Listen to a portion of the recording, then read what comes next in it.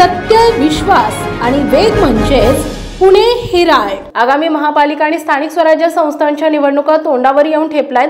सध्या सर्वच पक्षात फोडाफोडीचं राजकारण सुरू आहे। जाता पिंपरी चिंचवडमध्ये शिवसेना ठाकरे गटाला मोठा धक्का बसण्याची शक्यता आहे, कारण पिंपरी चिंचवडमधील ठाकरे गटाचे शहराध्यक्ष आणि लोकसभा निवडणुकीचे उमेदवार संजोग वाघेरे हे पुन्हा स्वगृही परतणार असल्याचं बोललं जात आहे। संजोग वाघेरे हे उपमुख्यमंत्री अजित पवार यांच्या गटात परतणार असल्याची जोरदार चर्चा सुरू आहे। मात्र अद्याप याबद्दलची कोणतीही माहिती समोर आली नाही। गेल्या काही दिवसांपासून उपमुख्यमंत्री अजित पवार यांचे पुत्र पार्थ पवार पिंपरी चिंचवडमध्ये सक्रिय झाल्याचं दिसून येत आहे।